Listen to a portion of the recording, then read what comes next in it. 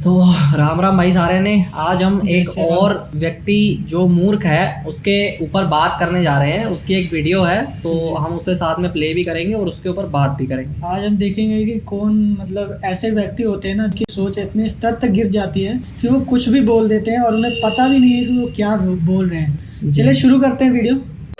आपकी सरकार ने भी गाय को एक माता बना दिया। मेरी माँ का चेहरा गाय से नहीं है।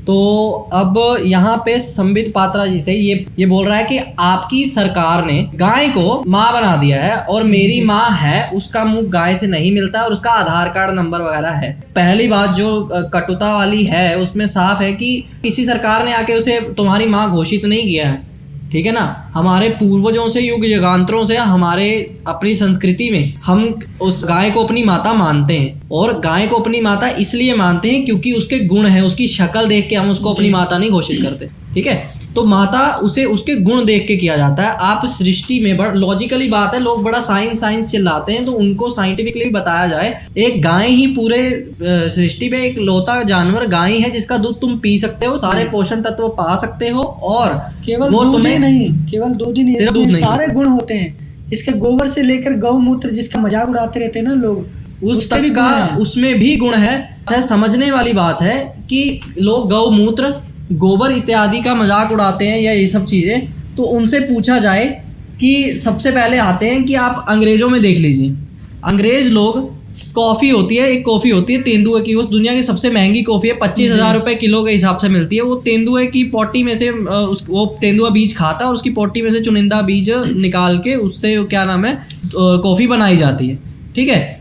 अब वो कॉफ़ी जब उसमें से बनाई जाती है तो वो 25,000 रुपये किलो की हो जाती है, लेकिन वो अच्छी है। और यहाँ जो गौ मूत्र है वो इसलिए यूज़ किया जाता है जब तुम्हारी बीमारियों से तुमको बचाने के लिए। उसके गुण है ये, इसलिए उसे औषधि बोला गया और उसको वर्जित नहीं किया गया उसे औषधि के रूप में लेने के लिए, ठीक है ना। व्यंजन के रूप में नहीं, औषधि के रूप में लेने के लिए।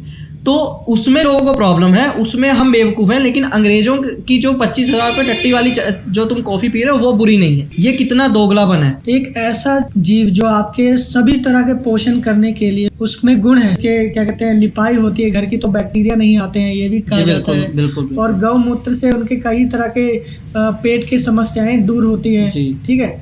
मैं समझ सकता हूँ कि इन जैसे बेवकूफ़ लोगों का क्या कथन है। ये बस यही कहना चाहते हैं कि हम उन्हें माँ मानते हैं और इन बेवकूफ़ों के दिमाग में सेकुलर का जो कीड़ा घुसा हुआ है वो इसे माँ मानने को नहीं तैयार है। बस सीधी सी बात यही है। आगे बढ़ते हैं, वीडियो में देखते हैं क्या कहता है लड़का। और अभी एक और बात है जो बीच में ऐड करना चाहेंगे कि ये जो है ना, हम गाय के बारे में बोलते हैं लेकिन दुनिया में कोई और जानवर जो है वो कोई भी जानवर अपने संतान के लिए जो उसने दूध उसके पास होता है वो किसी और जानवर को, किसी और जीव को नहीं देता, अपनी इच्छा से नहीं देता। आप किसी भी जानवर के पास चलिए, उसे बांध कर उससे दूध लेना पड़ता है। गाय एक लौता जानवर है जो किसी के बच्चे का या किसी भी उसका जीव का पोषण करने के लिए अपना दूध दे सकती है। तो उसके इतने बड़े गुण होने के कारण, उसके ऐसे स्वभाव के कारण, गुण होने के कारण, इतनी उसमें अच्छी चीज़ें होने के कारण उसे माँ बोला गया है। खाली शक्ल देख के माँ नहीं बोला गया है। तो बेवकूफ़ बनने वाली बातें ना किया करो, आधार नंबर वाली बातें ना किया करो। तुम लोगों को कुछ नहीं पता है कि क्या वैल्यू है किसी चीज़ की और पूर्वजों ने इसे क्यों बोला, किसी पर्टिकुलर सरकार ने नहीं बोला। आगे वीडियो देखते हैं। एक और कारण है जो संबित पात्रा जी अपने मुंह से बताएंगे। उनका आधार कार्ड नंबर है, गाय का नहीं, लेकिन आप गलत करते हैं सर। अच्छा, हमको सिखा दिया है। कुछ लोग बैठ के हिंदुइज्म पे तो बहुत चुटकी ले सकते हैं। मेरी माँ गाय की तरह नहीं दिखती है, यही दूसरों के कह के दिखाए ना। कमलेश तिवारी का जो हुआ था वो हो जाएगा, फिर उसके बाद फिर चुप हो जाएंगे सब।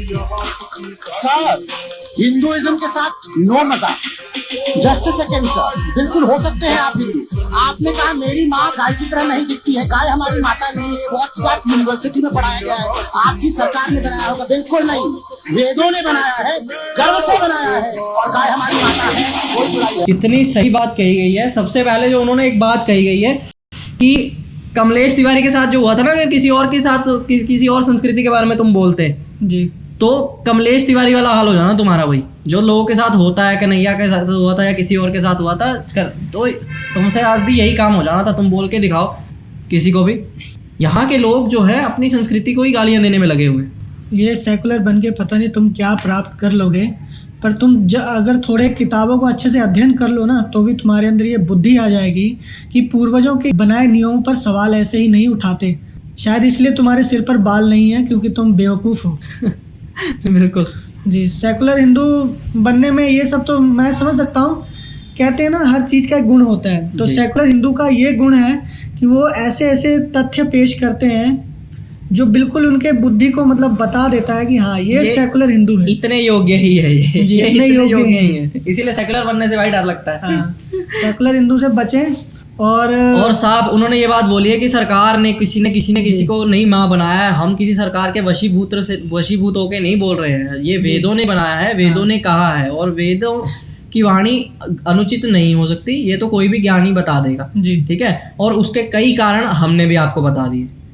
तो आशा करते हैं आपको ये वीडियो अच्छी लगी होगी, जवाब भी अच्छा लगा होगा, और जिन लोगों को आपको कोई लोग जब बोलते हैं तो उसके लिए आपके पास कई लॉजिकल जवाब, कोई उल्टे सीधे शब्द नहीं है, बस लॉजिकल जवाब हैं जो आप इस वीडियो से देखकर आप उनको दे सकते हैं। तो राम राम आप सभी को, मिलते हैं अगले वीडियो में।